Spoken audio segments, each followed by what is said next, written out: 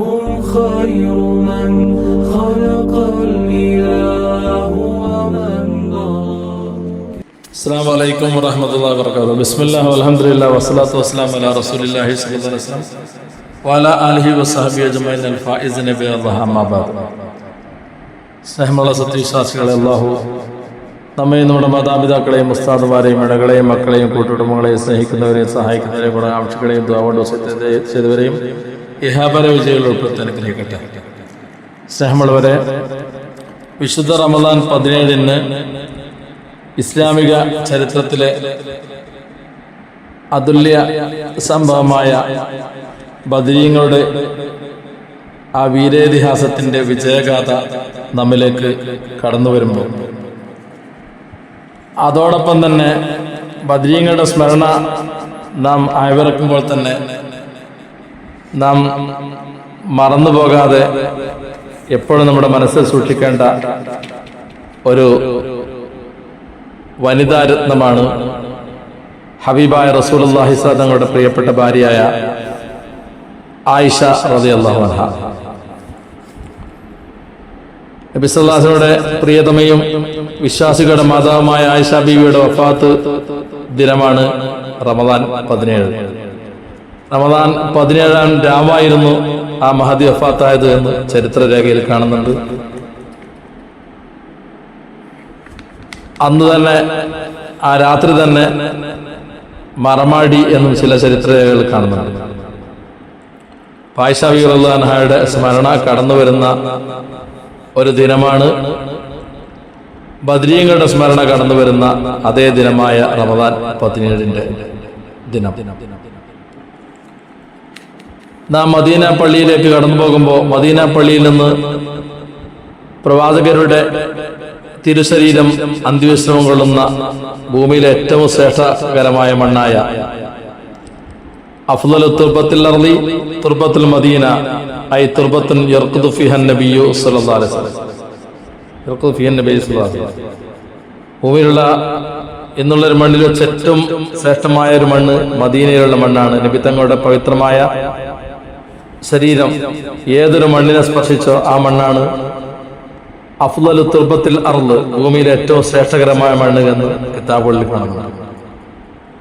ആ മണ്ണുള്ള പ്രവാചകരുടെ ആ ഹുജ്റത്ത് ഷരീഫിലേക്ക് മദീന പള്ളിയിൽ നിന്ന് നാം കടന്നു വരുമ്പോൾ നമുക്ക് ഓർമ്മ വരുന്നത് ആയിഷ ബീവി റളിയല്ലാഹു അൻഹയെ കൂടിയാണ്. ആ ഓർമ്മ വരുന്ന ആയിഷ ബീവി നബിയുടെ കേവലം ഒരു പത്നിയല്ല, മറിച്ച് ലോകത്തിലെ ഏറ്റവും വലിയ വനിത പണ്ഡിതയായ ആയിഷ ബീവിയാണ് നമുക്ക് ഓർമ്മ വരിക. ഖുർആൻ പരിശുദ്ധവതിയായി പ്രഖ്യാപിച്ച ആ മഹദിയുടെ ജീവിതം നമുക്ക് എന്നും മാതൃകയാണ്. ആയിഷ ബീവി റളിയല്ലാഹു അൻഹയുടെ തറവാടിത്തം, ആ കുലമഹിമ ഇസ്ലാമിക ചരിത്രത്തിലെ ഏറ്റവും ഉന്നതമായ ഒന്നാണ്.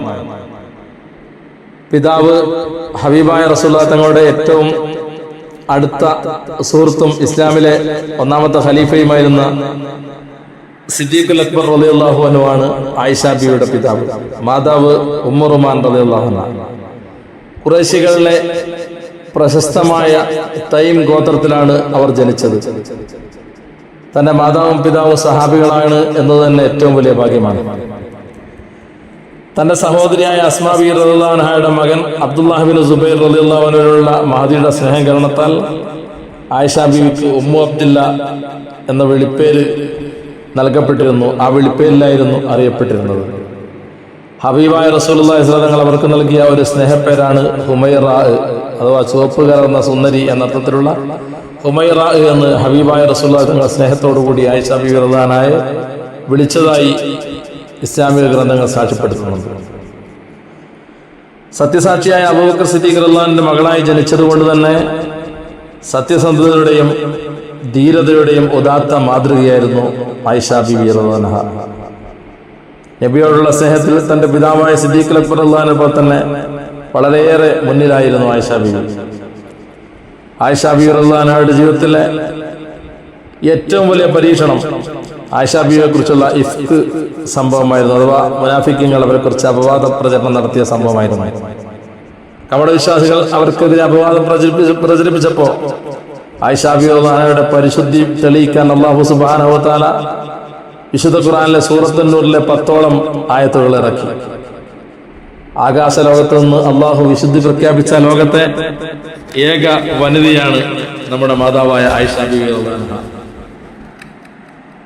ആയിരക്കണക്കിന് മനുഷ്യർക്ക് അറിവ് പകർന്നു നൽകിയ ഒരു വിദ്യാലയമായിരുന്നു അവരുടെ വീട്. ഹബീബായ റസൂലുള്ളാഹി തങ്ങളുടെ സ്വകാര്യ ജീവിതത്തിലെ സൂക്ഷ്മമായ കാര്യങ്ങൾ പോലും അവർ ലോകത്തിന് പഠിപ്പിച്ചു. അവർ അത് പഠിപ്പിച്ചില്ലായിരുന്നുവെങ്കിൽ ഇസ്ലാമിക നിയമസംഹിതയിലെ വലിയൊരു ഭാഗം ഇന്നും നമുക്ക് അജ്ഞാതമായിരുന്നേനെ. ഹബീബായ റസൂലുള്ളാഹി തങ്ങളിൽ നിന്ന് 2000-ലധികം 2210 ഹദീസുകളോളം ഉദ്ധരിച്ച വലിയൊരു പണ്ഡിതയായിരുന്നു ആയിഷ ബീവി റളിയല്ലാഹു അൻഹ. പ്രമുഖ സഹാബികൾക്ക് പോലും ഇസ്ലാമിക വിഷയത്തിൽ സംശയമുണ്ടാകുമ്പോൾ മറുപടി തേടി അവർ ആയിഷ ബീവിയുടെ അടുക്കൽ എത്തുമായിരുന്നു.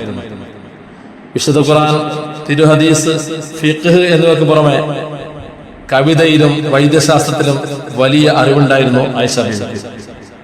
പെണ്ണറിവിന്റെ കരുത്തായി ഇന്നും ലോകത്തിന് മുമ്പിൽ ആയിഷ ബീവി നിലകൊള്ളുന്നു. സ്നേഹമുള്ളവരെ, നമ്മുടെ മനസ്സിനെ സ്പർശിക്കേണ്ട ഒരു കാര്യം ആയിഷ ബീവി റളിയല്ലാഹു അൻഹയുടെ എളിമയും ദാനശീലവുമാണ്. തന്റെ ജീവിതത്തിലെ ആത്മീയ ചിട്ടകളാണ്. ജീവിതത്തിലെ ഭൂരിഭാഗവും പകൽ നേരം നോമ്പ് നോക്കുന്നതിലും രാത്രി നിസ്കരിക്കുന്നതിലും ആയിഷ ബീവി സമയം വിനിയോഗിച്ചു. അതുപോലെ തന്നെ സദഖ കൊടുക്കുന്ന വിഷയത്തിൽ മുൻപന്തിയിലായി. ഒരിക്കൽ ചരിത്രത്തിൽ കാണാം, ഒരിക്കൽ 1,00,000 ദിർഹം പാരിതോഷികമായി ലഭിച്ച ആയിഷ ബീവി റളിയല്ലാഹു അൻഹ വൈകുന്നേരമാകുമ്പോഴേക്കും ആ സംഖ്യകൾ മുഴുവനും പാവങ്ങൾക്കായി വിഹിതം വെച്ചു കൊടുത്തു. നോമ്പുകാരിയായ അവർ സ്വന്തം നോമ്പ് തുറക്കാൻ വീട്ടിൽ ഒന്നുമില്ലെന്ന കാര്യം പോലും മറന്നുപോയി. ആവശ്യമുള്ളത് മാറ്റിവെച്ച് ബാക്കി കൊടുത്തുകൂടായിരുന്നു എന്ന് സഹോദരിമാർ തന്റെ സുഹൃത്തുക്കൾ ചോദിച്ചപ്പോ ഞാനത് മറന്നുപോയി എന്ന മറുപടിയായിരുന്നു ആയിഷ ബീവി നൽകിയത്. അത്രമേൽ പാരത്രിക ജീവിതത്തെ അവിടെയുള്ള നേട്ടം കൊതിച്ച മഹതിയായിരുന്നു അവർ. ആയിഷ ബീവിയുടെ ഏറ്റവും വലിയ ഭാഗ്യം ലോകത്തിന്റെ ഗുരുവായ ഹബീബായ മുഹമ്മദ് റസൂലുള്ളാഹി തങ്ങളുടെ അവസാന നിമിഷങ്ങൾ ആയിഷ ബീവി റളിയല്ലാഹു അൻഹയുടെ മടിയിൽ തലവെച്ചുകൊണ്ടായിരുന്നു. ആ നബി തങ്ങളുടെ വഫാത്തിന് സാക്ഷിയായ മഹൽ വ്യക്തിത്വത്തിന്റെ ഉടമയാണ് ആയിഷ ബീവി റളിയല്ലാഹു അൻഹ. ഹിജ്റ 58 റമദാൻ 17-ാം രാവ് ആ ചന്ദ്രശോഭ അസ്തമിച്ചു. മരണസമയത്ത് അല്പം ആശങ്ക പ്രകടിപ്പിച്ച ആയിഷ ബീവിയോട് സഹാബാക്കൾ സാന്ത്വനിപ്പിച്ചുകൊണ്ട് പറഞ്ഞു, പ്രിയപ്പെട്ട ആയിഷ, അങ്ങയെക്കുറിച്ച് അല്ലാഹു സുബ്ഹാനഹു വ തആല വിശുദ്ധ ഖുർആനിലൂടെ വിശുദ്ധി അറിയിച്ച വനിതയാണ്. ഹബീബായ നബി തങ്ങൾ അങ്ങയുടെ മടിയിൽ കിടന്നുകൊണ്ടാണ് വഫാത്തായത്. അങ്ങ് സ്വർഗത്തിലാണ്, ഒട്ടും ആശങ്കപ്പെടേണ്ടതില്ല എന്ന് സഹാബികളെ ആശ്വസിപ്പിച്ചു ചരിത്രത്തിൽ കാണാം. മദീനയിലെ ജന്നത്തുൽ ബഖീൽ ആ രാത്രിയിലുള്ള ചന്ദ്രപ്രകാശത്തിൽ ആയിഷ ബീവി റളിയല്ലാഹു അൻഹയുടെ മയ്യത്ത് മറവയ്യപ്പെടുമ്പോൾ ആയിരക്കണക്കിന് ആളുകളാണ് വിട പറയാൻ വേണ്ടി ആ ജന്നത്തുൽ ബഖീലേക്ക് എത്തിയത്. സ്നേഹമുള്ളവരെ, റമദാൻ 17 നമ്മിലേക്ക് കടന്നു വരുന്ന ആ സ്മരണ, ആ മഹദിയുടെ ജീവിതം നമുക്ക് നൽകുന്ന സന്ദേശം വ്യക്തമാണ്. അറിവ് നേടാനും അത് പകർന്നു നൽകാനും ഉള്ളത് പാവങ്ങൾക്ക് നൽകാനുമുള്ള ഒരു പ്രചോദനം ആയിഷ ബീവിയുടെ റളിയല്ലാഹു അൻഹയുടെ ജീവിതത്തിൽ നമുക്ക് വായിച്ചെടുക്കാൻ സാധിക്കും. റമദാൻ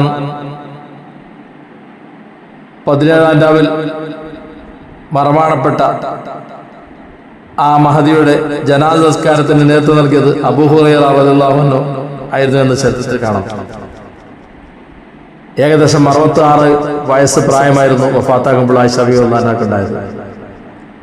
ആയിഷ ബീവി റളിയല്ലാഹു അൻഹയുടെ സ്മരണ കടന്നു വരുന്ന ഈ പുണ്യദിനത്തിൽ ബദ്രീങ്ങളെ ഓർക്കുന്നതോടൊപ്പം നാം ആയിഷ ബീവിയെ ഓർക്കുക.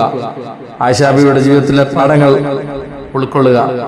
അല്ലാഹു സുബ്ഹാനഹു വ തആല ആ മഹദിയോടൊപ്പം സ്വർഗം നൽകാൻ നമുക്കും നമ്മുടെ സഹോദരിമാർക്ക് സാധിക്കട്ടെ എന്ന് നമുക്ക് ആത്മാർത്ഥമായി പ്രാർത്ഥിക്കാം.